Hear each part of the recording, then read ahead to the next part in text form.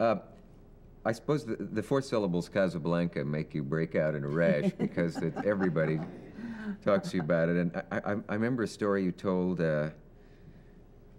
when a show we did one time before. Well, the incredible fact that you didn't know which man you were going to win in the end, of course, is astonishing. And I know I'm sure you're tired of hearing it. And do I remember correctly that the director, was that Michael Curtiz? Yes. Said to you, just sort of play in the middle? Yes, yes. Because you didn't know which man you were... Don't give too much to one or the other, because they hadn't decided which man she actually was in love with. It sounds unbelievable, but we were going to do two ends. We were going to shoot both ends, that I go with the husband and that I stay with Humphrey in Casablanca, and find some reason the husband leaves alone.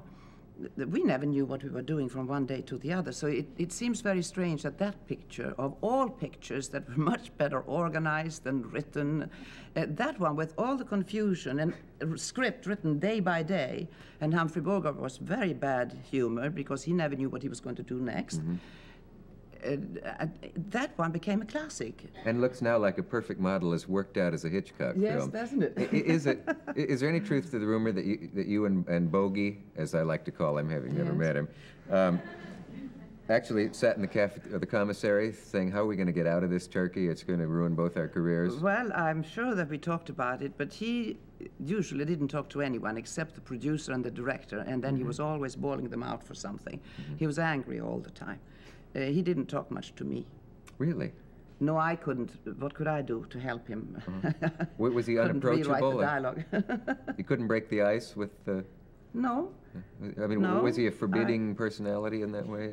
Hard to get Yes, to? he was very much by himself, and very much, if he talked to anybody, that was to the director and to the producer, discussing this terrible mess we were in. So, but was that a kind of ego of, I don't speak to my fellow players? No, I shouldn't think so at all. No, he was just upset. He had done The Maltese Falcon, which was an enormous success. Just before, he'd done lots of wonderful movies, and then he's placed in this movie when they don't know what the next day's work should consist of. And we had very good actors, as you remember. Every small part was a top actor. And I think that helped an awful lot to put it all together, because the actors were so good. There's a legend, and you confirmed it for me, that once, I believe, at Harvard, where they show that film every week, apparently, the sound went off, and the students chanted the dialogue. Yes, yes. Yes, I was told. I went to see this club, Casablanca, all the photographs all over the walls and the matches, everything, Casablanca, Casablanca, and they knew the dialogue so well. So when the sound broke, two of the boys stood up and read all the dialogue for them. That's marvelous.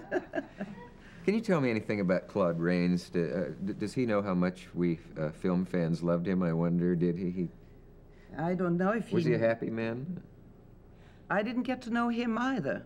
Yeah. There are some people that you always stay kind of, it's working and you read the dialogue, and it's not that they're show off or stand off or whatever you want to call it.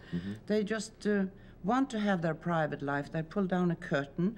They are on this side, you are there. They'll put up the curtain a little bit to act with you, but then down it goes again. You never get to know them privately. I never got to know Leslie Howard privately, that I worked with, my first leading man in Intermezzo. There are many like that. But the life of Hollywood Claude Rains is one of them. He was a fine actor, and I liked him very much. But I can't remember that we ever had dinner together or saw each other privately or went to parties together. I remember Betty Davis saying on a show of mine, somehow when Claude Rains died, she said that seemed to close the door on a certain era of fine screen acting and so on. Well, I guess I agree that he was a great actor, but I hope that the door isn't closed for all the young people that are now trying. No, I think she was talking about how he so symbolized an era for her, and they made so many films together. Yes, maybe they did. So on.